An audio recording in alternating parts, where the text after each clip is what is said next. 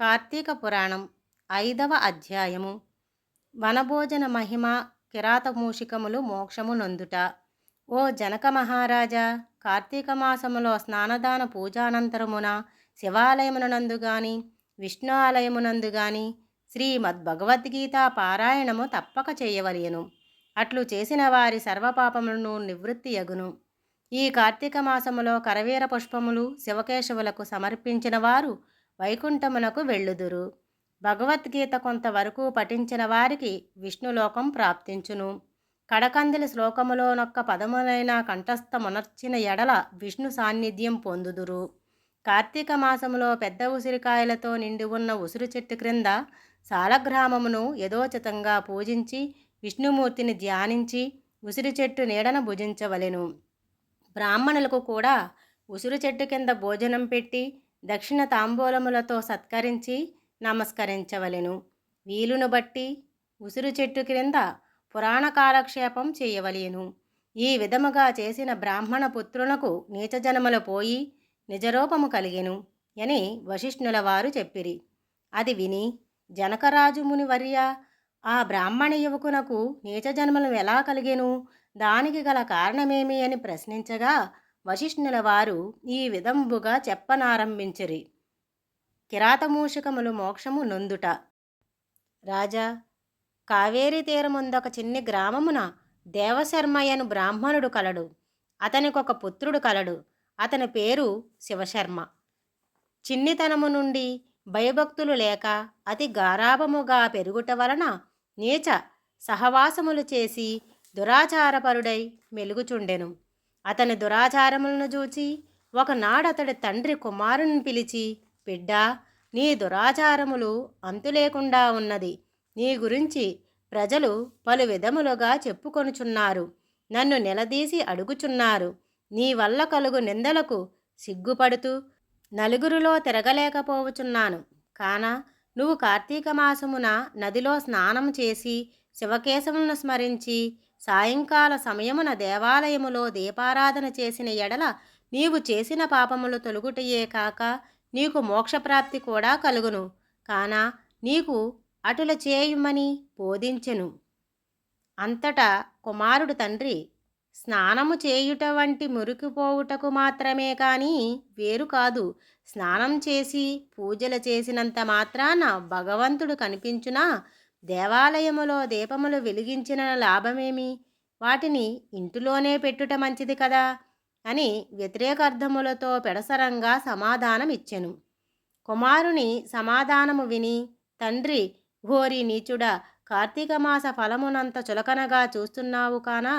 నీవు అడవిలో రావి చెట్టు తర్రయందు ఎలుక రూపములో బ్రతికెదువుగాక అని కుమారుని శపించెను. ఆ శాపంతో కుమారుడగు శివశర్మకు జ్ఞానోదయమై భయపడి తండ్రి పాదములపై పడి, తండ్రి క్షమింపుము, అజ్ఞానాంధకారంతో కరములోబడి దైవమును దైవ కార్యములను ఎంతో చులకన చేసి వాటి ప్రభావమును గ్రహింపలేకపోతిని. ఇప్పుడు నాకు పశ్చాత్తాపము కలిగినది అనగా, శాప విమోచనమెప్పుడు ఏ విధముగా కలుగునో దానికి తగు తరుణోపాయము వివరింపమని ప్రాధేయపడెను. అంతట తండ్రి, బిడ్డ, నా శాపమును అనుభవించుచు మూసుకుమువై ఉండగా నీవెప్పుడు కార్తీక మహాత్యమును వినగలవో అప్పుడు నీకు పూర్వ దేహస్థితి కలిగి ముక్తి నొందుదువు అని కుమారుని ఊరడించెను. వెంటనే శివశర్మ ఎలుక రూపము పొంది అడవికి పోయి ఒక చెట్టు తొర్రలో నివసించుచు ఫలమును తినుచూ జీవించుచుండెను. ఆ అడవి కావేరీ నది తీరమునకు సమీపమున నుండుటచే స్నానార్థమై నదికి వెళ్ళువారు అక్కడనున్న ఆ పెద్ద వటవృక్ష నీడన కొంతసేపు విశ్రమించి లోకాభిరామాయణము చర్చించుకొనుచు నదికి వెళ్ళుచుండేడువారు.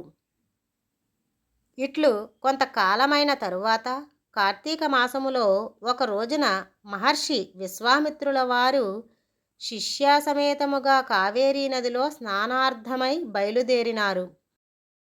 అట్లు బయలుదేరి ప్రయాణపు బడలిక చేత మూషికము ఉన్న ఆ వటవృక్షం కిందనకు వచ్చి శిష్యులకు కార్తీక పురాణమును వివరించుచుండిరి.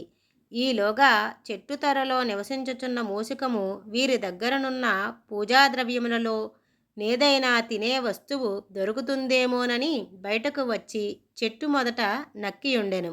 అంతలో ఒక కిరాతకుడు వీరి జాడ తెలుసుకొని, వీరు బాటసారులై ఉందురు, వీరి వద్దనున్న ధనము అపహరించవచ్చుననేడి దుర్బుద్ధితో వారి కొడుకు వచ్చి చూడగా వారందరూ మునీశ్వరులే. వారిని చూడగానే అతని మనసు మారిపోయినది. వారికి నమస్కరించి, మహానుభావులారా, తమరెవరు? ఎందుండి వచ్చితిరి? మీ దివ్య దర్శనంతో నా మనసులో చెప్పరాని ఆనందము కలుగుచున్నది గాన వివరింపుడు అని ప్రాధేయపడెను. అంత విశ్వామిత్రుల వారు, ఓయి కిరాతక, మేము కావేరీ నది స్నానమార్థమై ఈ ప్రాంతమునకు వచ్చితిమి. స్నానమాచరించి కార్తీక పురాణమును పఠించుచున్నాము. నీవును ఇచట కూర్చొని సావధానుడవై ఆలకింపుము అని చెప్పిరి. అటుల కిరాతకుడు కార్తీక మహాత్మ్యమును శ్రద్ధగా ఆలకించుచుండగా తన వెనుకటి జన్మ వృత్తాంతమంతయు జ్ఞాపకమునకు వచ్చి పురాణ శ్రవణానంతరము వారికి ప్రణమిల్లి తన పల్లెకి పోయెను.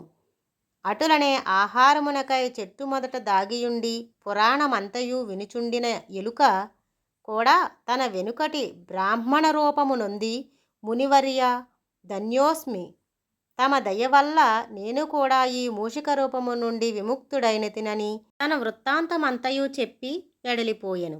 కనుక జనక, ఇహములో సిరి సంపదలు, పరలోకమున మోక్షములు కోరువారు తప్పక ఈ కార్తీక పురాణమును చదివి ఇతరులకు వినిపించవలెను. ఇట్లు స్కాంద పురాణాంతర్గత వశిష్ఠ ప్రోక్త కార్తీక మహత్యమందలి 5వ అధ్యాయం సమాప్తం. సర్వం శ్రీకృష్ణార్పణమస్తు. లోకా సమస్తా సుఖినో